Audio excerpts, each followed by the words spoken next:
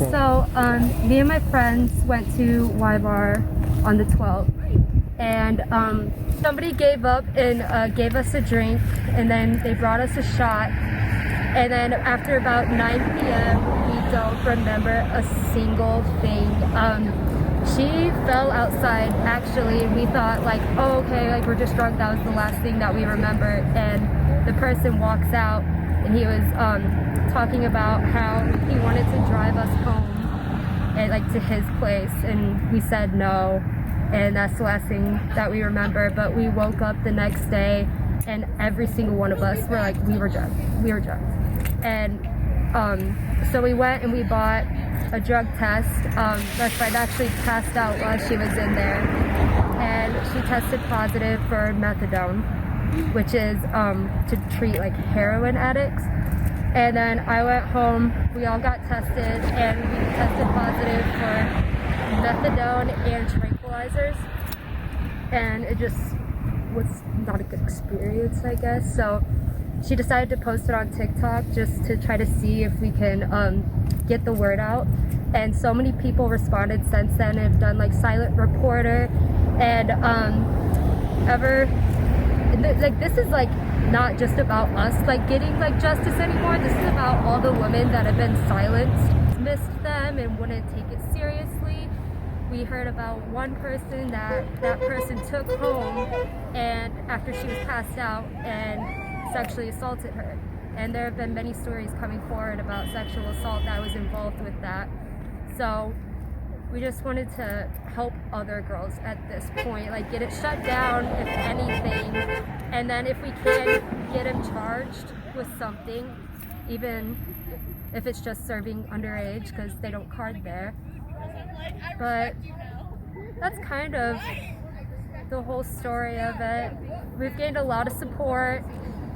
The women that have come forward gained a lot of support, and I'm just happy that we are able to start a dialogue about it and give them the justice and let them finally be heard. So the next day we went to go report it before we posted the TikTok. Well, I didn't post it, my friend posted it, and we called and they immediately said, oh, that's my friend, he'd never do that. So he sent them basically on a wild goose chase until we finally found a female cop that had a 19-year-old daughter, and she was the only one that gave us the case number. And so then her TikTok went viral, and following that, the police like, you know, you have to take action at that point. So me and my friends went to Y-Bar on Monday just to like have a good night, and they don't card there, so like we'll have a couple of drinks. And then after we had drinks when we got there, and then we had a shot. And then after my second drink, which I ordered from the bar from a certain person, I can't remember any of my night at all. There's a video of me falling on the ground and then trying to get up and smashing my head on the cement outside the bar. And I can't remember doing that at all. There's just a video of it. That's the only way I know that it happened. And then I woke up the next day, late for work, and I got to work and had the worst day because I was I felt ill. It was the worst.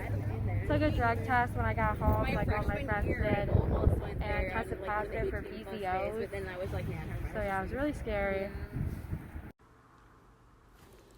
So in 2016, I had two of my friends from out of town come into town, and we went for a night out.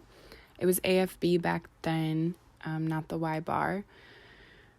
Who I know now as John came up to us about 15 minutes after we had gotten there with a tray of shots, and he offered us one each, free of charge. And something that we all kind of found was a little weird is that he did stay around to watch us take the shots, and he was also making very inappropriate comments about our looks and what we were wearing.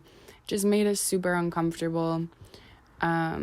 Being the naive kids we took the shots, and we honestly don't really have much recollection after the fact. We woke up the next morning completely out of our element, none of us really drink like that, so it was pretty apparent that we hadn't, blacked out and gotten super drunk that night. Just to double check that, obviously, we all checked our bank statements, and they confirmed that we, in fact, did not drink that night. We had one drink each plus the shot. And we woke up, we had no recollection of anything after the shot, really. We were completely groggy for about a day and a half, very confused, didn't really know what was going on. We had called our moms, and they told us that we need to go to the police because more than likely we had been drugged. We went to Western Police to file a report, and they looked us dead in their eyes and said that Jen would never do something like that, and they didn't even make a report. There was no case number, there was no follow-up, there was nothing. We got absolutely zero help. We did not end up going to the hospital. We should have. None of us had insurance back in the day, so we did not go to the hospital to get checked out. It's a very scary experience, and now hearing from a ton of other girls that have gone through the same thing, something really needs to happen because this is absolutely terrifying. So one time I went there with my friend who was under 21. I was 21. But we went there one night when we thought it was 18 plus and they wouldn't let us in. So I'm sarcastic, and I honestly to God sarcastically said, would it make a difference if we ate a banana recently? And I handed the bouncer a banana peel and he let us in. I got into that bar using a banana peel. But since this happened, so many people have came forth. I even have a friend that used to work here that says everything on the reviews that you look up on Google is true about the Y Bar. Personally, I wanted to because I didn't have a voice for myself when I was hurt before, so I know a lot of these women probably are not comfortable coming forward, so we wanted to be the change that started first. We wanted to get people out here to support them and spark that change. I'm still disgusted with how this situation is being treated because I've constantly heard, well, it's the Y Bar, you should know better, and I don't care if it's the Y Bar and they are known for this. Women shouldn't be scared to go out, and it's not just the Y Bar, it's every single place around here, everywhere drugs people. It's just this one was a lot bigger. So yeah, I still think no matter how much it gets out there, people are still judging it. I've heard these women be talked down upon, and they're just trying to get their voices out there. I personally have been assaulted before, not here, but as someone who has been assaulted, it makes me disgusted, I had a friend my freshman year, which was 3 years ago, who got drugged here and she was assaulted, and I was one of the only people that she told, and I had to get her the support that she needed. And she is taking this. The city and county needs to do more, including the people. So I'm glad y'all are doing this. This is the first protest I've seen against stuff like this in Kalamazoo ever. And I've been trying to get other activists to step up and protest against this kind of shit for a long time. And as you can see, they're not here. So, like, I don't get why they aren't home. So, when I was 21, I came to Y Bar, and it's the location. Everything's changed here. It's been 11 years. Excuse me while I show my age. So when I went out with a group of friends. We never really went to Y Bar. We weren't like a part of that group, but we had somebody that asked us to go there. We showed up. Everybody was extremely intoxicated. They were definitely over-serving. And I had only 2 drinks. About halfway into my second drink, I started to feel really funny and out of it. I had been drugged before, so I was aware what was going on. I told my friends.